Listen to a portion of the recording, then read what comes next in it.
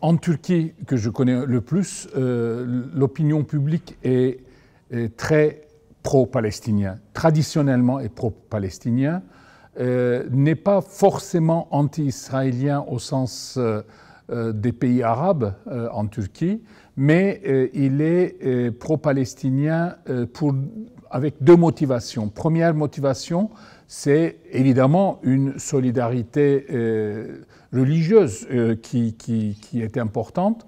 Et puis, deuxièmement, l'opinion publique en Turquie, d'une manière paradoxale, parce que la Turquie est un pays membre de l'OTAN, l'opinion publique en Turquie est très anti-américaine aussi. Et donc, cet soutien un peu massif des États-Unis à l'Israël dans cette attaque exacerbe cette opinion qui trouve qu'Israël, qui a réagi d'une manière disproportionnée par rapport à l'attaque de 7 octobre, puisque c'est une attaque qui n'a pas été perçue par l'opinion publique d'une manière, sauf pour une partie très radicale de mouvements islamistes, mais pour la grande majorité de l'opinion publique, l'attaque du 7 octobre de Hamas n'était pas perçue très favorablement. Mais quelques jours après, la disproportion de la réponse israélienne et le soutien massif des États-Unis, sa position très critique au niveau de conseil de sécurité bloquant toutes les décisions de l'ONU condamnant, appelant à une cessez-le-feu immédiat, tout ceci ont exacerbé un peu l'opinion publique, pas simplement l'opinion publique qui soutient Tayyip Erdogan, qui est un soutien de Hamas, mais l'opinion publique d'opposition de gauche ou centriste kémaliste. Alors, cette opinion publique, évidemment,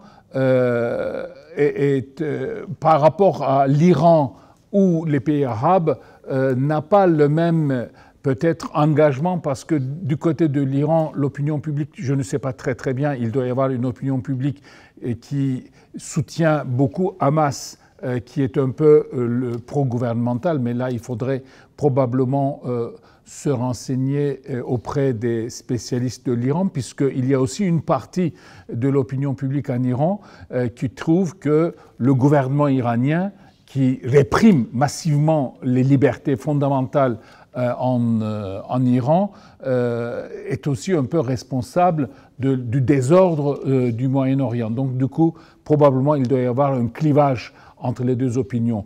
Les opinions arabes, en général, sont très favorables, sont très critiques vis-à-vis de l'Israël, pas toujours favorables vis-à-vis de Hamas d'une manière massive, parce que derrière Hamas, effectivement, le fait qu'il y ait les frères musulmans pose problème dans certains cas. Les opinions publiques sont peut-être beaucoup plus engagées que les gouvernements vis-à-vis de Hamas. Du côté des pouvoirs arabes, effectivement, il y a on peut s'interroger sur les réticences vis-à-vis de Hamas. Mais là-dessus, je crois, c'est tout le clivage interne au monde arabe, islamo-arabe plus particulièrement, par rapport aux frères musulmans, puisque Hamas est une émanation des frères musulmans, une partie de l'opinion arabe, publique arabe, essentiellement laïque, est proche de l'autorité palestinienne, et Hamas était en rivalité avec l'autorité palestinienne, et donc du coup l'opinion arabe est un peu divisée entre le soutien apporté à l'autorité palestinienne ou le soutien apporté à Hamas. Évidemment, aujourd'hui, Hamas est perçu avec la population de Gaza, parce que là, il faut peut-être aussi ne pas considérer Hamas comme le représentant de la totalité de la population de Gaza. jusqu'au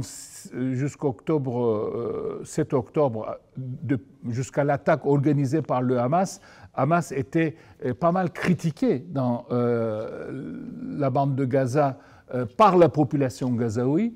Mais aujourd'hui, évidemment, la population gazaoui est une énorme victime de l'attaque disproportionnée de l'Israël, qui prend une forme de crime de guerre dans certains aspects, des crimes de guerre qui sont aujourd'hui enquêtés par la Cour pénale internationale. De l'autre côté, la Cour pénale internationale enquête aussi les crimes de guerre de Hamas, par ailleurs. Mais les crimes de guerre massifs d'Israël, évidemment, font que la population arabe est totalement en soutien, je dirais, de la population gazaoui plus que la population Hamas. En Turquie, en revanche, le gouvernement de Tayyip Erdogan a une position de soutien massif à Hamas.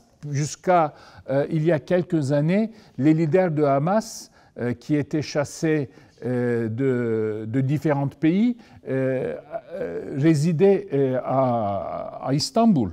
C'est depuis 2021 que Tayyip Erdogan a commencé à mettre un peu de distance vis-à-vis de Hamas. Ces leaders ont commencé à quitter Istanbul. Leurs télévisions à Istanbul ont commencé à réduire leurs émissions et même, je crois qu'ils ont fermé depuis un an. En revanche, Tayyip Erdogan a aussi accueilli un des leaders des frères musulmans à Istanbul et on vient d'apprendre que le chef des frères musulmans à Istanbul a quitté la Turquie et la citoyenneté turque lui est retirée. Alors tout ceci, d'une certaine manière, est un remodelage des équilibres, puisque la Turquie, qui était très anti-gouvernement de Sisi en Égypte, Tayyip Erdogan a fait une visite récemment en Égypte. Il y a eu un rapprochement entre l'Égypte et la Turquie. Et la Turquie, de ce point de vue-là, essaye d'être un peu un intermédiaire entre l'Israël et le Gaza, mais il ne peut pas être intermédiaire parce que son engagement est trop verbalement massif du côté de Hamas. Donc du coup, l'Israël ne reconnaît pas la Turquie comme un intermédiaire possible. Il y a un livre de Ilan Pappé qui a été publié en français en 2006 par Flammarion, le nettoyage ethnique de Gaza, de la Palestine, qui est un historien juif critique, Ilan Pappé. Cet ouvrage n'a pas été réédité par Flammarion, mais les éditions de La Fabrique viennent de le réimprimer.